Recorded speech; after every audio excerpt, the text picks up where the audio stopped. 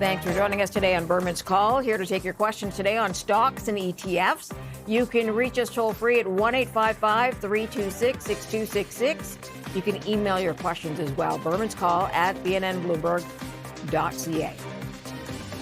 Larry Berman joins us in studio right now to start the show. Good to see you. Let's talk about that deep dive on Friday. Bit of a comeback today. Did you see that correction as sort of necessary? So unlike the head of NVIDIA, who says it's a buying opportunity, I don't disagree if you're a day trader, but I think the message from the market was a bit more meaningful in terms of maybe the next 3 or 6 months. I think the risk factors are really high. I think the quality of the rally by way of market breadth, on average, many days we're making more new 52-week lows than we are new 52-week highs. And it's not a characteristic of a strong, robust bull market that's likely to continue. Having said that, and we've seen in the past, a handful of stocks that are big can keep the market going. With SpaceX coming in this week, money's got to come out of some stuff to be able to buy that, right? So do you see a tilting, or do you think people are going to take money out of tech to put into tech? Well, so I'm not buying SpaceX, but if I was, I would be raising money in some of the big tech names that might be similar or related. Tesla would be an example of where money would come from if I was, perhaps because they might merge one day, right? Okay. So some names, yes, other names, no. I don't think the semiconductor space at all is really tied into SpaceX. Okay, you talked about the market and seeing some signs that show a little bit more sort of risk. The employment numbers are very good. I'm wondering if that changes your forecast for the central banks. Listen, I don't think the central banks should or can raise interest rates. Will they? Don't know, right? But there's always, what I think they should do or anyone else thinks they should do, what they will do, what they can do. Yeah. And those are three very different things. Right now, the market is pricing in rate hikes. I think that's wrong. So if I was making a bet on markets, I wouldn't be betting that. I would be betting for a rate cut or flat policy, meaning what's priced into the market now, there's an opportunity there for me. But that's how you think about it. From the market macro perspective, market likes rate cuts, not rate hikes. So that should put some brakes on the market if the curve is correct. Usually the bond market's pretty smart. I think it's actually wrong this time around.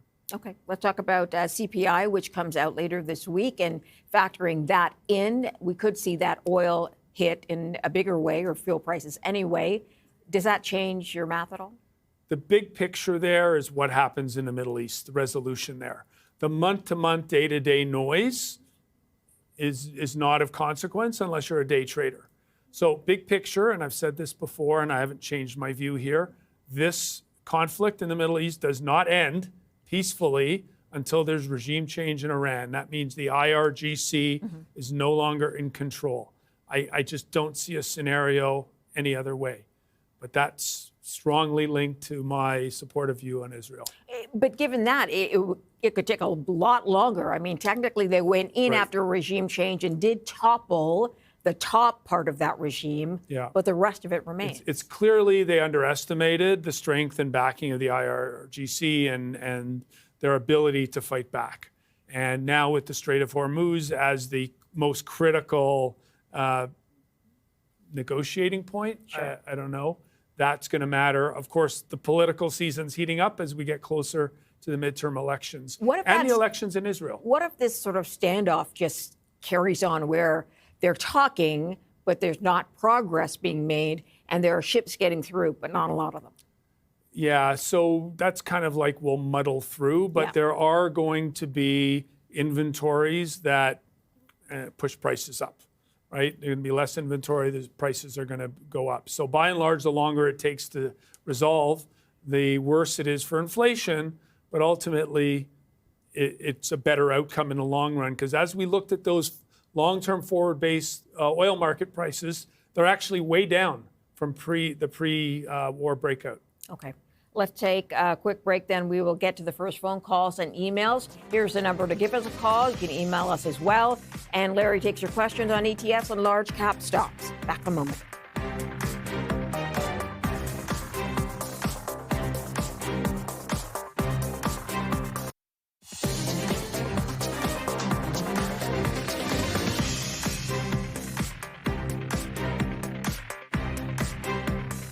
Welcome to Berman's Call. We're here with Larry Berman. We're going to start with an email from Fred. This is something we were touching on. The New York Stock Exchange trading about $1 trillion US dollars a day. SpaceX expecting to raise US 1.7 trillion. So where will the money come from? At 80 years old and a decent portfolio, I'm concerned about the disruption it could cause to the market in general. Do you expect institutional and private investors will dump some of their holdings to generate cash and to purchase SpaceX? I think the short answer is yes. The short answer is yes, because the money's likely coming from the public space to buy the private. And so that's net new issuance. And so when new issuance, you have more supply, price usually goes down overall. So those are big factors for these monumental, massive new issues that are coming to the marketplace. So if you are an investor and you're trying to prepare for that, should you even try to prepare for that? Should you be putting some money in cash and wait it out? What do you do? So for someone who's 80, that's very interesting because you're at the life stage where maybe you've got 5 years left, maybe it's 10, maybe it's 20, right? So you still have a decent horizon, but you need more protection, generally speaking, at that point. But if you have 10 million and you really only need 1 or 2, then you're fine in any scenario and you don't need to worry about it. So there's no one answer that's right for that. It's about the person's tolerance for risk. There's no reason an 80-year-old can't have a 100% equity portfolio if they can handle the volatility and they don't need that money to rely on for their meals. Yeah, today or tomorrow. Right, Okay. today or tomorrow. All So right. that's a financial plan. It's much more important than what happens in the marketplace. Let's go to the first caller then. Andy's on the line in Calgary. Andy, go ahead. Hello to the both of you, and thank you for taking my call.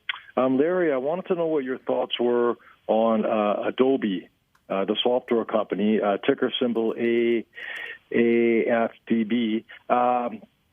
How do you feel about that? Do you think that's a good buy here? I'm just going to hang up and listen to your thoughts. Thank you. Okay, thank you for the question. Yeah. Adobe, like many, beaten up here. In the educational part of today's show, I'm going to talk about buy low, sell high. Adobe would fall into that category of names right now that I would like on the buy low side. Why is that? Well, it's not expensive.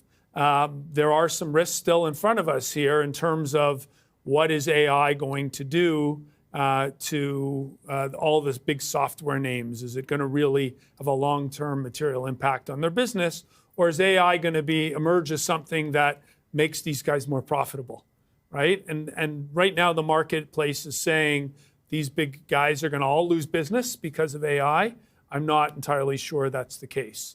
So I like an Adobe at this price. Having said that, it was $600 a year and a half, 2 years ago, and I hated it because it was crazy overvalued. Things have changed. Things have changed. Okay. So that was Adobe. Let's go to the next caller. Jonathan's in Calgary with a question. Jonathan, go ahead. Hi, Maria. Thanks for taking my call. Larry, what do you think of the new series of ETF from CIBC? They're the Actively Managed Advantage series, and I was looking to have your comments on the asset allocation in particular. Okay, thank you for the question. So I like all these strategies as simple ways to get exposure to markets. And so figuring out which one is okay for you, because I manage active ETF strategies, and I've been talking about them for 20 years here almost on BNN. And so I like the ideas about it. I love manager diversification. So have a little bit run by this manager and a little bit run by that manager if that's the kind of exposure you want. Love the idea. So CIBC is newer to the game in terms of ETFs compared to some of the other banks and big ETF leaders in Canada like RBC. Vanguard, iShares. Well, Vanguard's not a bank, but yes, big provider. And BMO, who was really the first bank to get into it in a big way. RBC acquired their ETF business from a partnership with iShares. Okay. Let's go to the phone. So email next. This is from Rich. I have in my non-registered portfolio shares of the ETF ZZZD, very tax efficient, and I'd like to invest more. However, the daily volumes are low, so less than 1,000 a day. Is there a possibility that I could not sell these shares at a future date because of low volume offers? Interesting question. It's an excellent question. So first off, this is the ETF that I manage. Okay. Okay, so full disclosure there. It is very tax efficient in how we're trading. So a lot of the income comes from the trading aspect, which turns a capital gain distribution instead of a dividend. So you get tax efficient income out of it that way. And we try to protect portfolios when markets are volatile. So right now, I've raised the protection in that portfolio so that if we do go through a volatile period, we'll have a lot less volatility. So there's a couple aspects to it. Let's speak to the trading volume. So just because it doesn't trade all day and every day doesn't mean there's not liquidity behind it. What it does mean typically is the bid-ask spread might be a little bit wider. So thinly traded ETFs are going to have generally wider bid-ask spreads. They're not ideal for trading. You will always get a market that's close to the net asset value within a penny or two to get in or out. Okay. Right? So not something he needs to be concerned about. I would not be concerned about it because it's backed by Bank of Montreal. It's a huge company. They're not going out of business. If you have a new ETF provider and they're thinly traded ETFs and they might have going concern issues, again, not that you can't trade it, but there's just going to be wider spreads for trading. So you have to look at some of those things as well. Okay. Let's go to the next email then from Ken. I'd appreciate your thoughts on ICOP. Tell me about ICOP. So I've been talking about, this is a copper sector equity-based exposure. I've been talking about COPX for years in terms of how to get exposure to the copper names and play the electrification of the world. So ICOP's another one that falls into that category. It's fine if you want exposure, if you want to trade the sector, not a problem at all. Okay, I'm just looking at it, and it's down. It's a 51. It was a high 58. I guess not that long ago. Any reason it would be off? I thought metals just were, especially copper, were doing well. Well, you got to look at the holdings, and you got to see what they're doing, and correct the sector's corrected. Okay, let's get to a phone line call. Then Nizar's on the line in Toronto. Nizar, go ahead. Hi, Marilla. Hi, Larry. May I have, Larry, your thoughts on Harvest Canadian High Income Shares ETF? That's HHIC, please. It has an annual dividend, indicated dividend of $1.56, but a very high MER of 1.45%.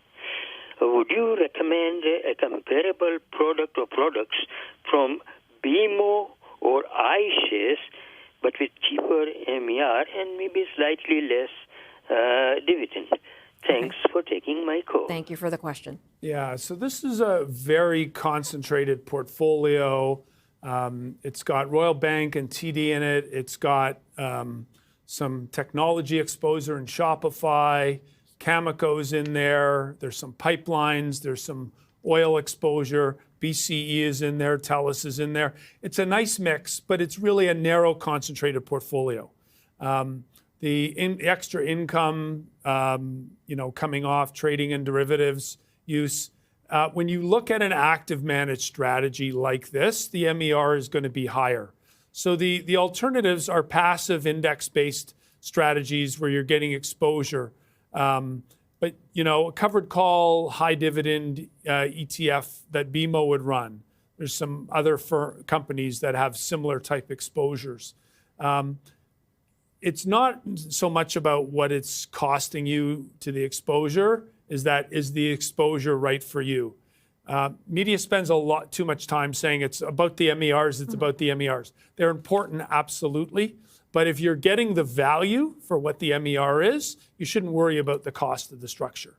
All other things being equal, though, equivalent type managers and equivalent type returns, then that's when the MER becomes the tiebreaker. That shouldn't be one of the first things that you focus on. Okay. There are a lot of providers who do concentrated portfolios, active, derivative overlays to enhance yield. There's just too many, and there's not one that I would say, this one's better than the other, go do that one. Okay. All right, let's get to Chris then. Chris is on the line in Delta, BC. Chris, go ahead. Oh, hello, Morella. Hello, Larry. Larry, I've been enjoying the weekly commentary that you put out on your YouTube channel, and in particularly lately your comments on the 20-year plus government treasury in the U.S., TLT.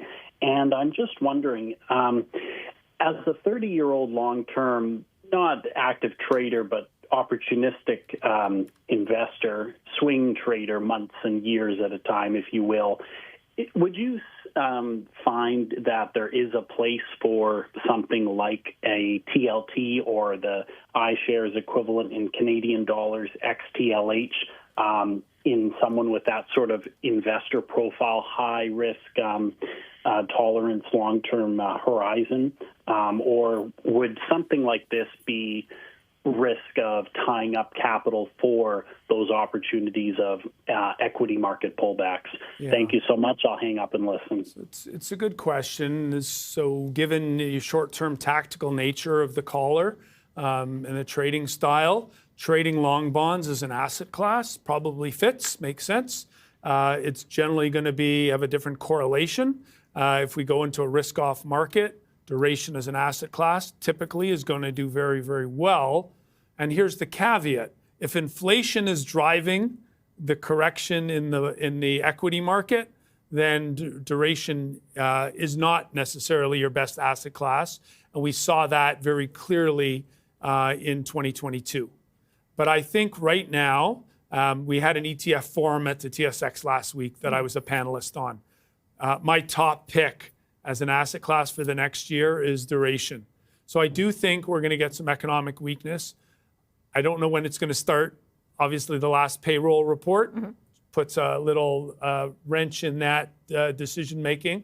But I like it.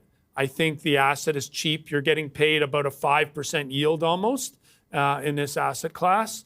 I'm not sure this is the best one necessarily to trade because this one wraps their US ETF, so you've got perhaps a double taxation issue that you should look into. But do that first and then just see if it's the right one. I always recommend the BMO one, but ZTL. All right. Let's take a quick break. We're going to come back with Larry's educational segment. That's next. Larry Berman is one of Canada's top technical analysts. He's the co-founder and chief investment officer of Q Wealth Partners. To learn more, visit qwealth.com. Opinions expressed by Larry Berman are his own and do not necessarily reflect the opinions of BNN Bloomberg, its parent company, or affiliates.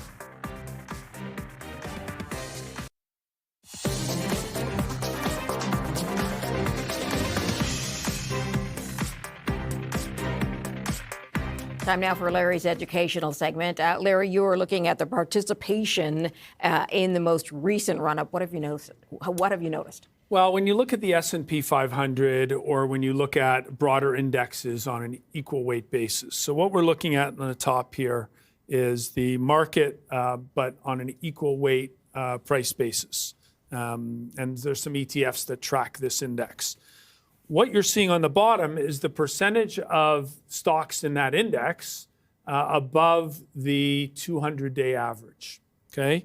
So when we look at the market bottom in 2022, so that's the last big market bottom we had down here, and the subsequent run-up, we could see for the most part, the markets has spent its time above the 200-day moving average.